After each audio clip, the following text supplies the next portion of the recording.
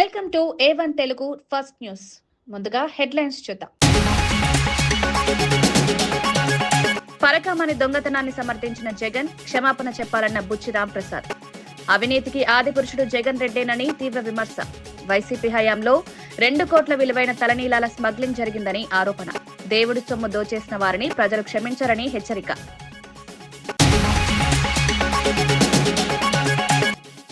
అధికారాన్ని దుర్వినియోగం చేయొద్దని నేతలకు పవన్ హెచ్చరిక.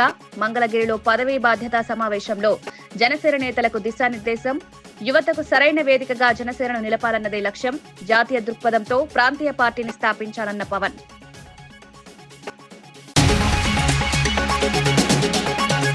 అమరావతి బ్రాండ్ ను ప్రమోట్ చేసేందుకు ఆవకాయ ఫెస్టివల్ జనవరి 8 నుంచి 10 వరకు విజయవాడలో సాంస్కృతిక వేడుకలు, సినిమా, సాహిత్యం, కళలను ఒకే వేదికపైకి తీసుకురానున్న ప్రభుత్వం. పున్నమి ఘాట్, భవానీ ఐలాండ్ లో బహిరంగంగా కార్యక్రమాల నిర్వహణ.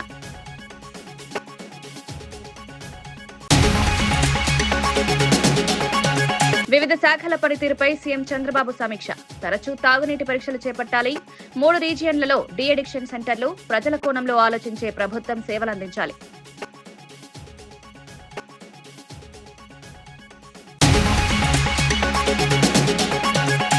పేదలకు ఆసరాగా నిలిచిన ఉపాధి హామీ పథకాన్ని నేడు కేంద్ర ప్రభుత్వం కుట్రలకు గురిచేస్తోందని కాంగ్రెస్ వర్కింగ్ కమిటీ సభ్యులు కొప్పుల రాజు తీవ్రంగా విమర్శించారు.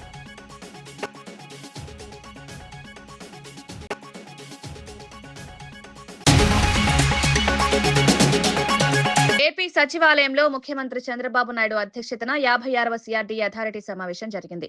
అమరావతి రాజధాని అభివృద్ధికి సంబంధించిన కీలక అంశాలపై ఈ సమావేశంలో విస్తృతంగా చర్చించారు. అమరావతి క్వాంటమ్ కంప్యూటింగ్ సెంటర్ భవనాల నిర్మాణానికి టెండర్లు పిలిచే అంశంపై అథారిటీ సభ్యులు సమీక్షించారు.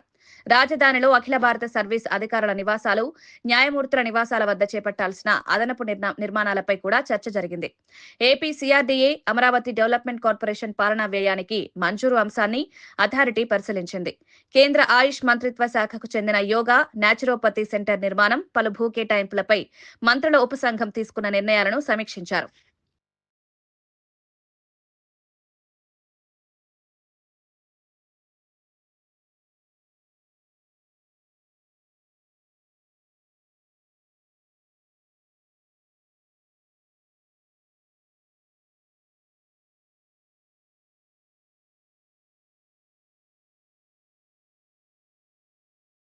కూటమి రాజకీయాల్లో సీట్ల సర్దుబాటు వంటి అంశాలపై గొడవలు, ఇబ్బందులు తప్పవని డిప్యూటీ సీఎం పవన్ కళ్యాణ్ స్పష్టం చేశారు.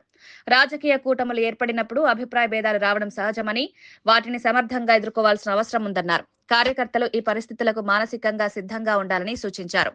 కూటమిలో భాగస్వామ్య పక్షాల మధ్య చర్చలు, సమన్వయం కొనసాగుతాయని, కొన్ని సందర్భాల్లో అసహనం వ్యక్తమయ్యే పరిస్థితులు ఎదురవుతాయన్నారు. అయితే వాటిని వ్యక్తిగతంగా తీసుకోకుండా కూటమి ప్రయోజనాలే ప్రధానంగా చూడాలని కార్యకర్తలకు తెలిపారు. రాజకీయ లక్ష్యాలను సాధించాలంటే త్యాగాలు అవసరమని, పరస్పర అవగాహనతో ముందుకు సాగితేనే విజయం సాధ్యమని చెప్పారు. ఆవిర్భావ దినోత్సవం ఉంటుంది, దానికి కూడా మీ సహాయ సహకారాలు కావాలి. దానికి మనస్ఫూర్తిగా మీ అందరూ ఈ భాగస్వామ్యంలో మీరు భాగస్వామ్యం తీసుకోవాలి. ఈ మన అలయన్స్ గురించి మట్టుకు మీకు ఇబ్బందులు ఉంటాయి, మీకు కొన్ని గొడవలు తప్పవు. అది మీరు మెంటల్గా ప్రిపేర్ అవ్వండి. సీట్లు వాటాల్లో కావచ్చు, ఇంకోటి కావచ్చు, మీకు గొడవలు అనేది తప్పదు, మీకు ఇబ్బందులు తప్పవు. కానీ మీ లీడర్షిప్లో మీరు ఎలా ఓవర్కమ్ చేసి మీరు ఎదుగుతారనేది మీ లీడర్షిప్. మీ leadership is not about heated arguments. Leadership is all about how well you communicate your point of view. అంటే మీ స్టాండ్ మీరు ఎంత బలంగా చెప్పగలరు, ఎంత హేతువుతో చెప్పగలరు. పంచాయతీ అంటే మీరు సర్దాలి అంటే లీడర్షిప్ అనేది గొడవ పెట్టుకొని కండలు పెంచుకునేవాడు లీడర్ అవ్వలేడు, ఒప్పించేవాడే నాయకుడు అవుతాడు. ఇంతమంది చాలా ప్రతికూల పరిస్థితుల్లో కూడా అందరినీ ఏకతాటిపైన తీసుకొచ్చేవాడే నాయకుడు అవుతాడు తప్ప గొడవలు పెట్టి వేరు చేసేవాడు నాయకుడు అవ్వలేవాడు. ఏదో ఒక రోజు జనం వదిలేస్తారు, గుర్తుపెట్టుకోండి. అందుకని నేను మిమ్మల్ని అందరినీ ఎలాంటి నాయకులు అవ్వాలని కోరుకున్నానంటే, గొడవలు వచ్చినా కానీ ఎలా మీరు కూర్చొని పరిష్కరించగలరు. అందుకని మనస్ఫూర్తిగా మీరు దీన్ని దృష్టిలో పెట్టుకొని, ఈ పదవి బాధ్యత అనేది మనకి అలంకారం కాదు, బాధ్యత. పేదలకు ఆసరాగా నిలిచిన ఉపాధి హామీ పథకాన్ని నేడు కేంద్ర ప్రభుత్వం కుట్రలకు గురిచేస్తోందని కాంగ్రెస్ వర్కింగ్ కమిటీ సభ్యులు కొప్పుల రాజు తీవ్రంగా విమర్శించారు. 2006లో అనంతపురంలో వైఎస్ఆర్ హయాంలో ప్రారంభమైన ఈ పథకం కోట్లాది గ్రామీణ పేదలకు జీవనాధారంగా మారిందన్నారు. ఉపాధి హామీ పథకానికి మహాత్మా గాంధీ పేరు జోడించడం వెనుక ఆయన త్యాగం, ఆలోచనలే ప్రేరణగా నిలిచాయని తెలిపారు. అలాంటి పథకం నుంచి గాంధీ పేరును తొలగించాలన్న మోదీ ప్రభుత్వ నిర్ణయం ప్రజల ఆత్మగౌరవాన్ని దెబ్బతీసే చర్యగా అభివర్ణించారు. ఉపాధి హామీ పథకం ద్వారా గ్రామీణ ఉపాధి, ఆర్థిక భద్రత, మహిళల స్వావలంబన సాధ్యమైందని గుర్తు చేశారు. పేదల పక్షాన నిలవాల్సిన ప్రభుత్వం వారి హక్కులను కాలరాస్తోందని ఆరోపించారు. ఈ నిర్ణయాన్ని వెంటనే ఉపసంహరించుకోవాలని కేంద్రాన్ని డిమాండ్ చేశారు. పండుగగా నిర్వహించే అవకాశం నాకు అప్పటి ప్రిన్సిపల్ సెక్రటరీ రూరల్ డెవలప్మెంట్గా ఉన్న నాకు దక్కింది. అయితే 20 సంవత్సరాల తర్వాత అదే కార్యక్రమానికి భూస్థాపితమైనటువంటి సందర్భంగా అదే కార్యక్రమాన్ని భారత ప్రభుత్వం బుల్డోజ్ చేసిన సందర్భంగా ప్రెస్ని ఈ విధంగా అడ్రస్ చేస్తానని, పేద ప్రజల గుండె చప్పుడు మీకు వినిపించవలసిన అవసరం వస్తుందని నేను ఆ రోజు అనుకోలేదు. ఆ రోజు దేశం మొత్తంలో ఆంధ్రప్రదేశ్లో ఆ కార్యక్రమాన్ని ప్రారంభించడానికి 2 కారణాలు ఉన్నాయి. ఈ చట్టం సెప్టెంబర్ 2005లో నోటిఫై అయింది. ఆ తర్వాత భారత ప్రభుత్వం అన్ని రాష్ట్రాలకి మీరు ఒక 6 నెలలు టైం తీసుకొని ఈ చట్టాన్ని ఎంత పకడ్బందీగా అమలు చేస్తారో ఒక స్కీమ్ తయారు చేయండి అని ఆదేశించడం జరిగింది. అప్పట్లో ప్రిన్సిపల్ సెక్రటరీగా ఉన్న నేను ఆ చట్టం అమలు చేయడానికి ఒక మహత్తరమైనటువంటి స్కీమ్ని రూపకల్పన చేసి అప్పటి ముఖ్యమంత్రి డాక్టర్ వైఎస్ఆర్ రాజశేఖర రెడ్డి గారి ఆశీస్సులతో, వారి ఎంకరేజ్మెంట్తో ఈ చట్టాన్ని పూర్తిగా ఆంధ్రప్రదేశ్లో పోలీస్ వ్యవస్థను ప్రైవేటీకరించాలన్న ఆలోచనతో సీఎం చంద్రబాబు నాయుడు వ్యవహరిస్తున్నారని వైఎస్ఆర్సీపీ రాష్ట్ర మహిళా వర్కింగ్ ప్రెసిడెంట్ కాకాని పూజిత విమర్శించారు. సీఎం సీట్లో కూర్చుని రాష్ట్రాన్ని ఒక ప్రైవేట్ కంపెనీలా నడపాలన్న ఆలోచన ప్రమాదకరమన్నారు. కలెక్టర్లు, అధికారుల పనితీరుపై అనవసర వ్యాఖ్యలు చేస్తూ వ్యవస్థలను బలహీనపరిచే ప్రయత్నం జరుగుతోందని ఆరోపించారు. పోలీస్ శాఖ ప్రజల భద్రతకు సంబంధించిన కీలక వ్యవస్థ అని, దాన్ని ప్రైవేటీకరణ దిశగా తీసుకువెళ్లడం ప్రజాస్వామ్యానికి ముప్పుగా మారుతుందని తెలిపారు. రాష్ట్రం మొత్తాన్ని ప్రైవేట్ సంస్థల చేతుల్లో పెట్టాలన్న ఆలోచనను వైఎస్ఆర్సీపీ తీవ్రంగా వ్యతిరేకిస్తోందన్నారు. ప్రజా వ్యవస్థలను కాపాడాల్సిన బాధ్యత సీఎంకే ఉందని బాధ్యతారహిత వ్యాఖ్యలు మానుకోవాలని సూచించారు. ఐఏఎస్లు వాళ్ళు కూడా సరిగా పనిచేయట్లేదు కాబట్టి మనం అది కూడా ప్రైవేట్ చేసేసి మొత్తం అంతా గవర్నెన్స్ దగ్గర నుంచి అన్ని ప్రైవేట్ చేసేసి సిఇఓ సీట్లో కూర్చున్నట్టు నేను మాత్రం సీఎం సీట్లో కూర్చొని మిగిలినంతా ఆంధ్రప్రదేశ్ అమ్మేసి ప్రైవేట్ చేసేస్తాను అంటున్నాడు. ఇంకా ఆయన ఇష్టం. మహిళా పోలీసులు ఒక ఎస్ఐ హెడ్ కానిస్టేబుల్ పైన దాడి చేశారు తాగేసి. 10 రూపాయలు 20 రూపాయలకి హత్యలు జరుగుతున్నాయి. సరే, మహిళలను వదిలేస్తే మగవాళ్ళు కూడా సేఫ్ కాదండి. ఎవడైనా కానీ కోపం వచ్చింది, వాడు తాగేస్తున్నాడు అని అంటే ఎదురు నుంచి వచ్చి ఒక ఇది పొడిచాడని అంటే కత్త తీసుకొని ఇంకంతే. ఎవరు దాన్ని ఆపడానికి ఏమైనా రెమెడీస్ తీసుకుంటున్నారు. చంద్రబాబు నాయుడు గారు ఈరోజు కక్ష సాధింపులను, లేకపోతే నా ప్రభుత్వంలో నేను కావాలనుకుంది జరగాలనేటువంటి విషయం పక్కన పెట్టి ప్రజలకి ఇంతకంటే కనీస రక్షణ లేదు ఆంధ్రప్రదేశ్లో అని అంటే ఇంతకంటే ఘోరమైన పాలన, ఇంతకంటే మీ పాలన దిగజారినట్టు కాదండి, మీ పాలన కూలిపోయినట్టు. ప్రజలు బతకడమే కష్టం ఇక్కడ అని అంటే ఈ పాలన కూలిపోయినట్టే ఏకంగా. ఈ రోజుటికైనా మహిళా రక్షణ మీద మీరు ఆలోచన చెయ్యకపోతే ఆడవాళ్ళకి కనీసం ఆంధ్రప్రదేశ్ లో రక్షణల్ని ఇవ్వలేనటువంటి గవర్నమెంట్ గా కూటమి గవర్నమెంట్ చరిత్రలో నిలిచిపోతుంది. ముఖ్యమంత్రి చంద్రబాబు నాయుడు అధ్యక్షతన సచివాలయంలో జరిగిన సిఆర్డీఏ 56వ సమావేశంలో 7 కీలక నిర్ణయాలకు ఆమోదం లభించింది. ఈ సమావేశంలో తీసుకున్న నిర్ణయాలను మంత్రి నారాయణ మీడియాకు వివరించారు. అమరావతి రాజధాని అభివృద్ధి వేగవంతం చేయడమే లక్ష్యంగా ఈ నిర్ణయాలు తీసుకున్నట్లు తెలిపారు. మౌలిక సదుపాయాల విస్తరణ, ప్రభుత్వ భవనాల నిర్మాణం, భూ కేటాయింపుల అంశాలపై స్పష్టమైన దిశానిర్దేశం జరిగిందన్నారు. అమరావతిని ప్రపంచ స్థాయి రాజధానిగా అభివృద్ధి చేయాలన్న సంకల్పంతో ప్రభుత్వం ముందుకు సాగుతోందన్నారు. పెట్టుబడిదారులకు అనుకూల వాతావరణం కల్పించడమే లక్ష్యమన్నారు. ఈ నిర్ణయాలతో రాజధాని అభివృద్ధికి కొత్త ఊపు వస్తుందని ప్రభుత్వం ఆశాభావం వ్యక్తం చేసింది. త్వరలో రాబోతుందో దానికి సంబంధించి ఒక బిల్డింగు సుమారు 43,000 చదరపు అడుగులతో కట్టేదానికి 103.96 కోట్లతో దాన్ని టెండరు పిలిచి L1 చేయటం జరిగింది. 103.96 కోట్లు. 103 ఇది స్పెషల్ బిల్డింగ్.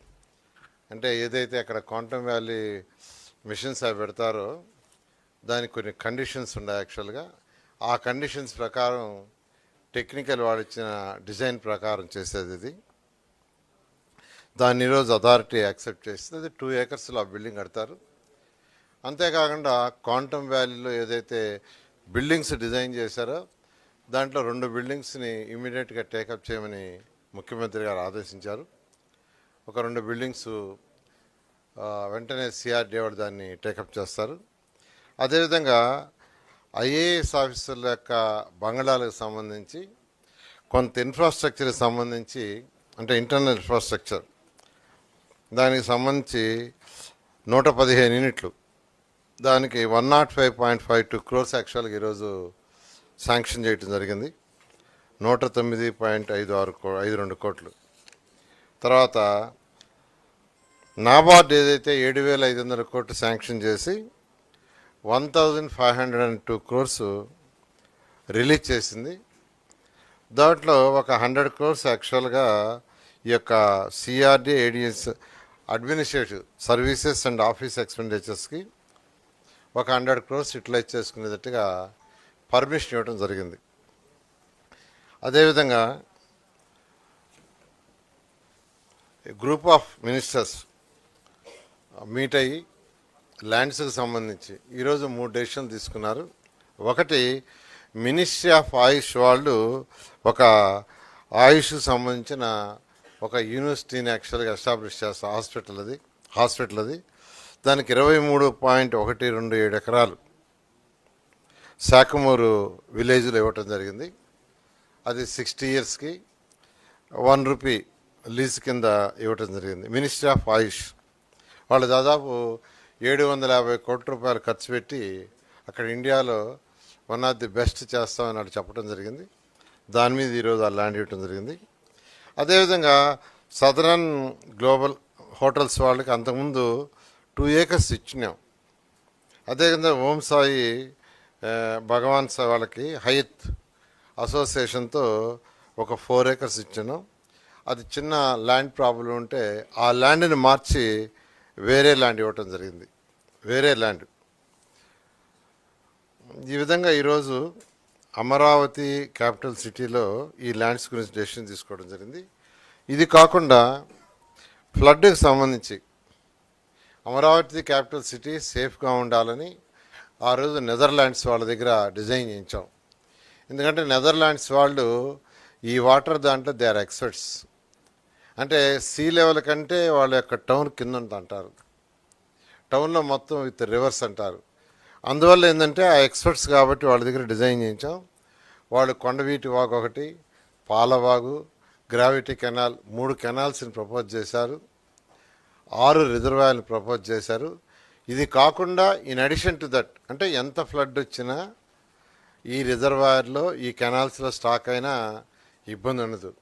అయినా సేఫ్ సైడ్ ఉండాలని మరొక 22,500 క్యూసెక్స్ వాటర్ని బయటికి పంపించేటట్టుగా పంపింగ్ ద్వారా కానీ లేదా కెనాల్ ద్వారా కానీ, ఏదైతే ఈరోజు మనకు గుంటూరు ఛానల్ ఉందో ఆ ఛానల్ గుండా 4,000 క్యూసెక్లు వెళ్ళిపోయేటట్టుగా, ఉండవల్లిది ఆల్రెడీ 4,000 క్యూసెక్కులతో ఒక కూటమి పాలనలో ఆంధ్రప్రదేశ్ ను డ్రగ్స్ డెన్ గా మార్చేశారని వైఎస్ఆర్సీపీ అధికార ప్రతినిధి వంగవీటి నరేంద్ర ఆరోపించారు. పేకాట, డ్రగ్స్ యథేచ్ఛగా కొనసాగుతున్న ప్రభుత్వం కళ్లు మూసుకుని చూస్తోందన్నారు.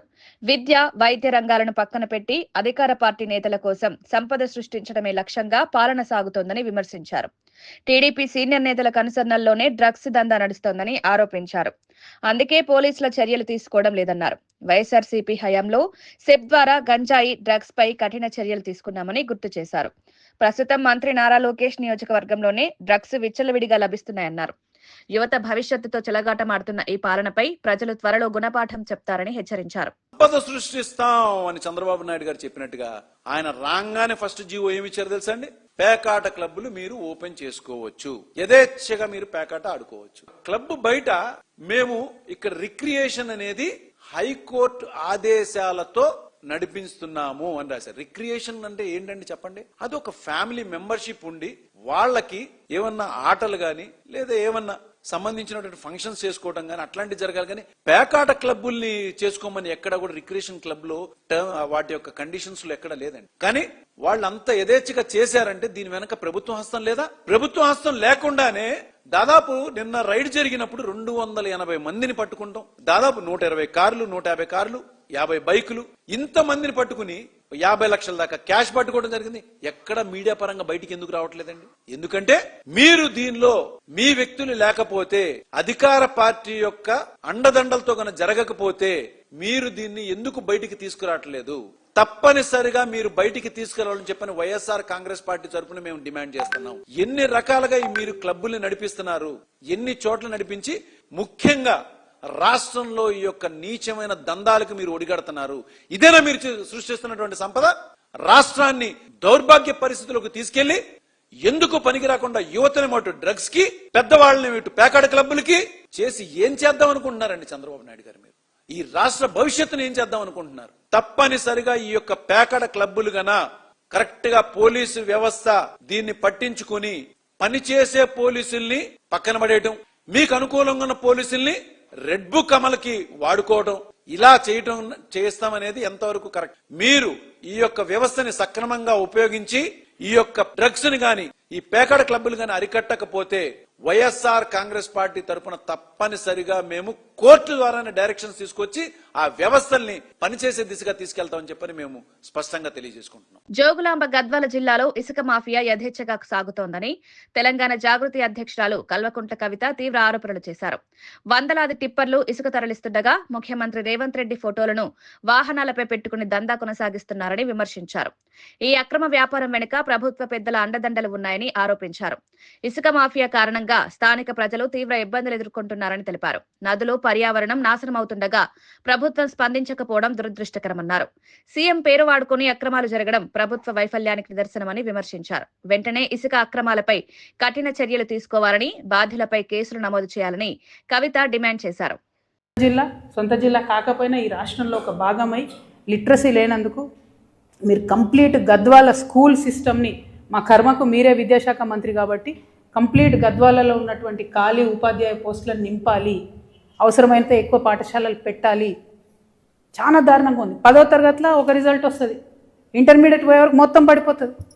10వ తరగతిలో మాస్ కాపింగ్ చేస్తారట. ఇది మన బీహార్ నాకు అర్థమైతలేదు. సిగ్గు అనిపిస్తుంది వింటుంటే నాకు. ఏం చేయనికే మాస్ కాపింగ్ చేసి మీరు రిజల్ట్లు చూపించుకోవడానికి, కలెక్టర్లు ఫోటోలు దిగడానికి తప్పితే ఎందుకు పనికి వస్తుంది అది? ఇంటర్మీడియట్ పోగానే పిల్లలు ఆగమాగం ఎక్కడ అక్కడ పోతాడు. చదువుకు పోయేది లేదు, ఉద్యోగానికి పోయేది లేదు. నాకు కథలు వింటుంటే అసలు నేను ఎక్కడున్నాను అర్థం కాలేదు. నిన్న పోయి మా పిల్లాన్ని స్కూల్లో చేర్పిస్తా అంటే ఏముందా స్కూల్లో చేర్పించేది, నువ్వు పోయి పొలంలో పని చేసుకొని నాయకులే చెప్తున్నటువంటి పరిస్థితి ఇక్కడ గద్వాల్లో. ఇంత అన్యాయం ఉంటుందా? చాలా దారుణంగా ఉంది లిటరసీ రేట్ అయితే. కేరళ ఒక పక్క 95% లిటరసీ రేట్తో ముందుకు పోతుంటే మనం మాత్రం ఇంకా 23% మహిళా లిటరసీ రేట్ అంటే చాలా చాలా దారుణంగా ఉంది. అయితే ఇది అత్యంత బాధాకరమైన సబ్జెక్ట్ కాబట్టి మీకు ఫస్ట్ చెప్తున్నా. మేము మొదలు రావడంతోనే బీచ్పల్లి ఆంజనేయ స్వామి వారిని దర్శనం చేసుకొని, ఇక ఆంజనేయ స్వామి వారి మీద కూడా చాలా పాపం కష్టాలు ఉన్నాయి. అక్కడ కూడా ట్రస్టీలు వీళ్ళ ఫ్యామిలీ అంట, అరుణమ్మ గారి ఫ్యామిలీ అంట, కనీస వసతులు లేవు. గోపురం కూలిపోతుంటే 8 ఏళ్ళైనా కూడా దాని మీద శ్రద్ధ లేదు. అక్కడ ఉండేటటువంటి శానిటేషన్ వాళ్ళకి సంబంధించి జీతాలు లేవు. చాలా సమస్యలు ఉన్నాయి, 1 కాదు 2 కాదు. అంటే సమస్యలే చెప్పాలి, ఒకరినే టార్గెట్ చేయాలన్నది నా ఉద్దేశం కాదు. మేము చేసినటువంటి అధ్యయనంలో విషయాలు తప్పకుండా చెప్తాం. ఎందుకంటే ఇన్నేళ్ళు ఒకటే కుటుంబానికి అధికారం ఇచ్చినా కూడా ఏం జరగలేదన్న బాధతో చెప్తాను. తర్వాత ఆలంపూర్ 100 బెడెడ్ హాస్పిటల్కి వచ్చినాం. నాసి రకంగా కట్టిండ్రు. బలవంతంగా ప్రజలు వచ్చి వాడదామనేదాకా 3 ఏళ్ళు బంద్ పెట్టిరు 100 బెడెడ్ హాస్పిటల్. ఇప్పుడు ఓపెన్ చేసిన 100 బెడెడ్ హాస్పిటల్. డాక్టర్లు లేరు, నర్సులు లేరు, భయంకరమైన పరిస్థితి. మొత్తం ఖాళీ ఉంది. మేము నిన్న చూడడానికి పోతే ఏమంటే సండే అంటారు. ఏదో ఉన్నకాడికి పాపం డాక్టర్లు నర్సులు ప్రయత్నం చేస్తారు ఏదో చేద్దామని, కానీ ప్రభుత్వం నుంచి టేబుళ్ళు బల్లలు కూడా ఇయ్యనటువంటి పరిస్థితి ఆలంపూర్ 100 బెడెడ్ హాస్పిటల్కి ఉంది. దాని మీద తక్షణమే దృష్టి పెట్టాలని చెప్పి నేను ప్రభుత్వాన్ని డిమాండ్ చేస్తూ ఉన్నాను. ఆ తర్వాత మేము కల్వకుంట్ల నుంచి మానవపాడు మండలంలో ఒక గ్రామం నుంచి పాస్ అవుతూ ఉంటే మొక్కజొన్న రైతులు పాపం అందరూ కూడా కొనుగోలు కేంద్రంలో మొక్కలు పోసుకొని ఉన్నారు. ఏమన్నా ఏం సంగతి అని అంటే వాళ్ళు 30 రోజులు 25 రోజులు 20 రోజులైంది మేము వచ్చామని చెప్తున్నారు. వెంటనే కలెక్టర్ గారికి ఫోన్ చేసి నేను రిక్వెస్ట్ చేయడం జరిగింది, ఏందండి ఇది, కనీసం మంచినీళ్ళు కూడా లేవు, కొనుగోలు కేంద్రాలు అంటే అన్ని వసతులు ఉండాలి కదా, మంచినీళ్ళు కూడా లేవు, ఎన్ని రోజులు ఉంటారు రైతులు ఇక్కడ అంటే నేను ఇమీడియట్గా తీపిస్తా అని చెప్పారు. మరి తీపిచ్చిరో లేదో నాకు తెలియదు ఈరోజు. అంటే ఎక్కడికక్కడ సమస్యలను కనీసం ప్రభుత్వం దృష్టికి తీసుకుపోయేటోడు కూడా మరి ఇక్కడ లేకపోవడం అన్నది అన్యాయం. ఆ తర్వాత శాంతినగర్ వయా వెళ్తూ తుమ్మిళ్ళకి వచ్చింది. ఇక తుమ్మిళ్ళ సంగతి మనందరికీ తెలిసిందే. ఆర్డిఎస్ ప్రాజెక్ట్ అనేటటువంటిది ఉమ్మడి ఆంధ్రప్రదేశ్ కర్ణాటక రాష్ట్రం అంతకుముందు మన నిజాం నవాబ్ హైదరాబాద్లో స్టేట్లో ఉన్నప్పుడు అక్కడ సర్వీస్ లో ఉన్న ఉపాధ్యాయులు కూడా టెట్ పాస్ కావాలన్న కేంద్ర నిబంధన దుర్మార్గమని వైఎస్ఆర్సీపీ ఎంప్లాయీస్ పెన్షనర్స్ వింగ్ రాష్ట్ర అధ్యక్షుడు నలమారు చంద్రశేఖర్ రెడ్డి అన్నారు. ఉపాధ్యాయులు ముఖ్యమంత్రిని కలిసి తమ సమస్యను విన్నవించుకున్నప్పుడు కేంద్రానికి లేఖ రాస్తానని, సుప్రీంకోర్టులో రివ్యూ పిటిషన్ వేస్తానని చంద్రబాబు హామీ ఇచ్చారని గుర్తు చేశారు. అయితే ఆ తర్వాత ఇన్ సర్వీస్ ఉపాధ్యాయులకు కూడా టెట్ రాయాలంటూ నోటిఫికేషన్ ఇవ్వడం మోసపూరిత చర్యగా అభివర్ణించారు. ఇప్పటికే సేవలో ఉన్న ఉపాధ్యాయులపై అదనపు భారం మోపడం అన్యాయమన్నారు. ఈ నిర్ణయంతో వేలాది మంది ఉపాధ్యాయులు మానసిక ఒత్తిడికి గురవుతున్నారని తెలిపారు. ఉద్యోగ సంఘాలు ఈ నిర్ణయాన్ని తీవ్రంగా వ్యతిరేకిస్తున్నాయని, ప్రభుత్వం వెంటనే వెనక్కి తగ్గాలని డిమాండ్ చేశారు. చెప్పడము, దాని తర్వాత మహారాష్ట్రకు చెందినటువంటి ఒక ఎయిడెడ్ టీచర్, ఇది అన్యాయము, మేము దాదాపు 20 సంవత్సరాల పైగా సర్వీస్ చేసిన తర్వాత ఇప్పుడు మాకు కూడా టెట్ అనేది తీసుకొచ్చి పాస్ కమ్మనడం ఈ వయసులో పద్ధతి కాదు అని చెప్పేసి సుప్రీంకోర్టును ఆశ్రయించిన ధర్మిల మరి ఈ సంవత్సరం సెప్టెంబర్ 1వ తారీఖున సుప్రీంకోర్టు కూడా కేంద్ర ప్రభుత్వం ఏదైతే చెప్పిందో అదే విధంగా సర్వీస్ లో ఉండే వాళ్ళు కూడా టెస్ట్ పాస్ కావాలి అని చేసి చెప్పిన దాన్ని సుప్రీంకోర్టు కూడా మరి సమర్థించినది. దాని తర్వాత సర్వీస్ లో ఉన్నటువంటి టీచర్స్ అంతా కూడా అయోమయంలో ఉన్నారు. మేము దాదాపు 20 సంవత్సరాలు పైగా సర్వీస్ చేసిన వాళ్ళు ఉన్నాం, 30 సంవత్సరాలు రిటైర్మెంట్ దగ్గరలో ఉన్నాం. మమ్మల్ని ఈ వయసులో ఈ టెట్ అనేది పాస్ కమ్మని చెబుతున్నారు. ఇది చాలా దుర్మార్గము. ఎందుకంటే మేము ఒక సబ్జెక్టు ద్వారా ఒక డిఎస్సి ఎగ్జామ్ రాసి బీఈడి క్వాలిఫికేషన్ తో మేము పనిచేస్తున్నాం. అయితే పాస్ అయిన తర్వాత మీకు ఉద్యోగం వచ్చిన తర్వాత ఒక పర్టికులర్లీ సైన్స్ సబ్జెక్ట్ అనుకోండి, ఒక బయోలాజికల్ సైన్స్ మేము చెప్తూ ఉంటే ఆ సబ్జెక్టు సంబంధించి ఓన్లీ ఒక వాళ్ళు పెట్టేటువంటి టెట్ లో ఎగ్జామినేషన్ ఏదైతే ఉందో 150 మార్కులకు పెడతారు. 150 మార్కులలో 20 మార్కులు మాత్రమే ఆ యొక్క కన్సర్న్ సబ్జెక్టు సంబంధించింది ఉంటుంది. అంటే మిగతాదంతా కూడా 130 మార్కులకు వేరేది ఉంటుంది. అంటే సర్వీస్ లో వాళ్ళంతా ఉండే వాళ్ళంతా కూడా భయభ్రాంతులకు గురైతా ఉన్నారు. ఎందుకంటే మేము ఇంత సర్వీస్ అయిన తర్వాత మేము ఇప్పుడు ఎక్కడ చదువుకోగలుగుతాం, మరలా మొదటికి పోయి ఏదో స్టూడెంట్స్ లేకపోతే అప్పుడప్పుడు ఉద్యోగంలోకి వచ్చేటువంటి వాళ్ళకు పెట్టారు. ఏదైతే టీచర్ ఉద్యోగం కావాలని డిఎస్సి రాస్తున్నారో వాళ్ళకైతే ఉంచండి, కానీ మాకు మాత్రం ఈ టెట్ ను పెట్టడం అన్యాయం అని చెప్పేసి ఈ రోజున మన రాష్ట్రంలో ఉన్నటువంటి 150,000 మంది పైగా ఉన్నటువంటి తిరుమల శ్రీవారి పరకామణి దొంగతనం ఘటనను సమర్థించిన మాజీ సీఎం వైఎస్ జగన్మోహన్ రెడ్డి వెంటనే భక్తులకు క్షమాపణ చెప్పాలని రాష్ట్ర బ్రాహ్మణ కార్పొరేషన్ చైర్మన్ బుచ్చి రాంప్రసాద్ డిమాండ్ చేశారు. ఎన్టీఆర్ భవన్ లో నిర్వహించిన మీడియా సమావేశంలో ఆయన మాట్లాడుతూ పరకామణి అనేది కోట్లాది భక్తుల నమ్మకంతో కూడిన పవిత్ర సంపద అని గుర్తు చేశారు. అలాంటి అంశంపై బాధ్యత రహిత వ్యాఖ్యలు చేయడం అత్యంత బాధాకరమన్నారు. టీటీడీ వ్యవహారాల్లో పారదర్శకత, భద్రత అత్యంత కీలకమని, గతంలో జరిగిన ఈ తప్పులను సమర్థించడం ద్వారా భక్తుల మనోభావాలు దెబ్బతిన్నాయని విమర్శించారు. దేవాలయాల విషయంలో రాజకీయాలు చేయడం సరికాదని, నాయకులు హుందాగా వ్యవహరించాలని సూచించారు. పరకామణి ఘటనపై నిజాలను ప్రజలకు వివరించాల్సిన బాధ్యత జగన్ పై ఉందన్నారు. భక్తుల విశ్వాసాన్ని కాపాడేలా స్పష్టమైన క్షమాపణ చెప్పాలని ఆయన డిమాండ్ చేశారు. ఇక ఈయన గురించి చెప్పుకుంటూ పోతే అవినీతి అక్రమాలకి ఆది పురుషుడు ఎవరన్నా ఉన్నారంటే ఆయన జగన్మోహన్ రెడ్డి అని చెప్తాం. ఎందుకంటే ఈ దేశంలోనే ప్రపంచంలోనే అవినీతి ఏ విధంగా చెయ్యాలి అనేది ఏదైనా పుస్తకం రాస్తే ఆ పుస్తకం జగన్మోహన్ రెడ్డి గారితో స్టార్ట్ చేయాలి. ఎందుకంటే ఆయనే దానికి నిఘంటు రాయడానికి సరిపోయినటువంటి పిహెచ్డి, దాని మీద పిహెచ్డి ఎవరైనా చేస్తానంటే వాళ్ళకి నేను డబ్బులు కూడా ఇస్తాను ఓ పిల్లలు. ఎందుకంటే ఈయన వాళ్ళ నాన్నగారు అధికారంలో ఉన్నప్పుడు ఏ విధంగా అవినీతి చేశాడు, అప్పుడు ఆయన ఏ విధంగా కొంతమంది ఐఏఎస్ ఆఫీసర్లని, ఐపీఎస్ ఆఫీసర్లని జైలుకి పంపించి ఇప్పటికి కూడా 12 ఏళ్ళు 13 ఏళ్ళు కేసులున్నా బెయిల్ మీద బయట ఉండి రాజకీయం చేయగలిగినటువంటి దిట్ట జగన్మోహన్ రెడ్డి గారు. ఆయనకి ఏంటంటే పరకామణిలో జరిగినటువంటి కేసు తప్పు చాలా చిన్నదిగా కనపడుతుంది. హైకోర్టు మొట్టేసిన హైకోర్టు చెప్పింది అయ్యా ఇది తప్పు అని హైకోర్టు చెప్తే అది చిన్న తప్పు జరిగిందంటాడు. ఏమండి చిన్న తప్ప? మత విశ్వాసాలకు సంబంధించిన మాలాంటి వాళ్ళకి దేవుడిని ఏ మతమైనా అది క్రిస్టియన్ మతం అవ్వచ్చు, హిందూ మతం అవ్వచ్చు, ముస్లిం అవ్వచ్చు. మత విశ్వాసాలను నమ్మే వాళ్ళు ఎవరైనా ఇది చిన్న తప్పుగా భావిస్తారా అని మీ ద్వారా నేను అడుగుతున్నా. ఎందుకంటే ఇది చిన్న తప్ప, దేవుడు డబ్బు కొట్టేయటం, తర్వాత లోక్ అదాలత్లో సెటిల్మెంట్లు ఏంటండి? లోక్ అదాలత్లో ఏం సెటిల్ చేసుకుంటారండి? ఇద్దరి మధ్య ఏదైనా చిన్న చిన్న తగాదాలు ఉంటే ఆ తగాదాలను సెటిల్ చేసుకోవడానికి లోక్ అదాలత్. దేవుడు డబ్బులు కొట్టేసినాడు లోక్ అదాలత్లో సెటిల్మెంటా? ఇది కొత్త పంచాయతీ. అంటే దొంగతనాన్ని లీగలైజ్ చేసి మేము సెటిల్మెంట్ చేస్తాం, డబ్బులు వెనక్కి తీసుకుంటాం, కొంత డబ్బు మేము కొట్టేస్తాం. ఇది ఒక సిద్ధాంతం. ఒకటి ఏంటంటే ఈయనకి దొంగతనం చేసేదానికి లీగలైజ్ చేస్తాడు. ఆంధ్రప్రదేశ్లో ఆవకాయ్ అమరావతి పండుగ సందడి ఘనంగా ప్రారంభమైంది. ఈ సందర్భంగా ఐపీఎస్ అధికారిని ఆమ్రపాలి కీలక ప్రకటనలు చేస్తూ తెలుగువారి సంప్రదాయ రుచులను ప్రపంచానికి పరిచయం చేయడమే ఈ పండుగ ప్రధాన లక్ష్యమన్నారు. ముఖ్యమంత్రి చంద్రబాబు నాయుడు ఆలోచనతో రూపుదిద్దుకున్న ఈ వినూత్న కార్యక్రమం రాష్ట్ర పర్యాటకానికి కొత్త ఊపునిస్తోందన్నారు. ఆవకాయ్ వంటి సాంప్రదాయ వంటకాలు తెలుగువారి సంస్కృతి, ఆత్మీయతకు ప్రతీకలని పేర్కొన్నారు. దేశ విదేశాల నుంచి పర్యాటకులను ఆకర్షించేలా ఈ ఉత్సవాన్ని రూపొందించారని తెలిపారు. స్థానిక మహిళా సంఘాలు, రైతులకు ఈ పండుగ ద్వారా ఆర్థిక అవకాశాలు కల్పించనున్నట్లు వివరించారు.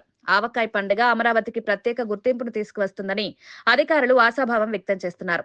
which is a classical music festival. Ilaga multiple festivals across the country. Experience unna valto we are working.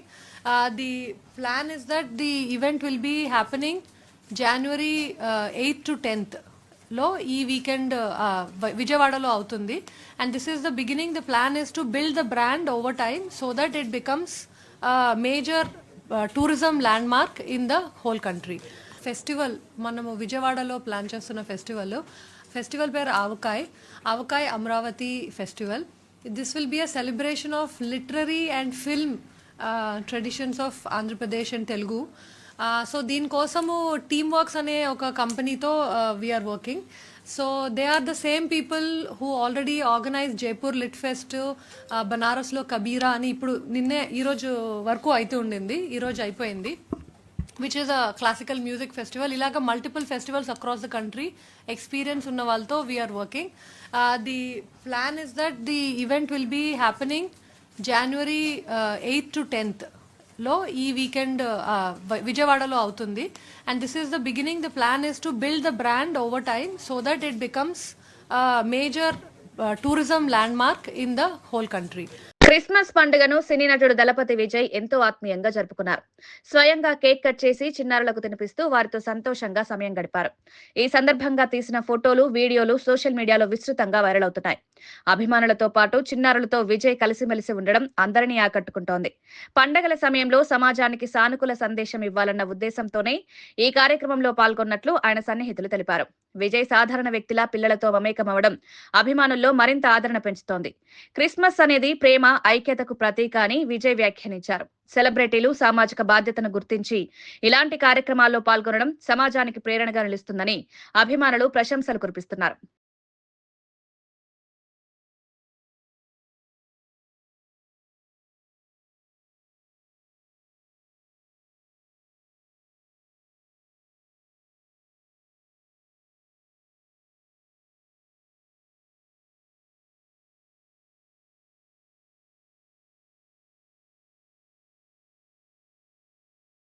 వార్తలు ముగించే ముందు ముఖ్యాంశాలు మరోసారి. పరకామణి దొంగతనాన్ని సమర్థించిన జగన్, క్షమాపణ చెప్పాలన్న బుచ్చి రాంప్రసాద్. అవినీతికి ఆది పురుషుడు జగన్ రెడ్డేనని తీవ్ర విమర్శ. వైసీపీ హయాంలో 2 కోట్ల విలువైన తలనీలాల స్మగ్లింగ్ జరిగిందని ఆరోపణ. దేవుడి సొమ్ము దోచేసిన వారిని ప్రజలు క్షమించరని హెచ్చరిక.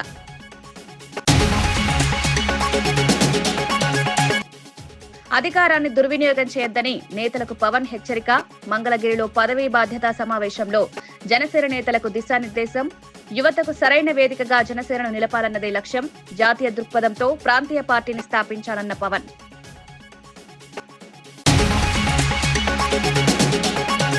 అమరావతి బ్రాండ్ ను ప్రమోట్ చేసేందుకు ఆవకాయ ఫెస్టివల్ జనవరి 8 నుంచి 10 వరకు విజయవాడలో సాంస్కృతిక వేడుకలు, సినిమా, సాహిత్యం, కళలను ఒకే వేదికపైకి తీసుకురానున్న ప్రభుత్వం. పున్నమి ఘాట్, భవానీ ఐలాండ్ లో బహిరంగంగా కార్యక్రమాల నిర్వహణ.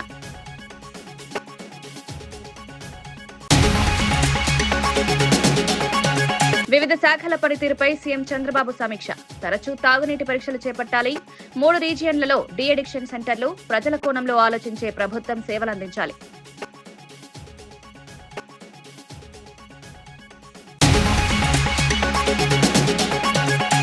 పేదలకు ఆసరాగా నిలిచిన ఉపాధి హామీ పథకాన్ని నేడు కేంద్ర ప్రభుత్వం కుట్రలకు గురిచేస్తోందని కాంగ్రెస్ వర్కింగ్ కమిటీ సభ్యులు కొప్పుల రాజు తీవ్రంగా విమర్శించారు.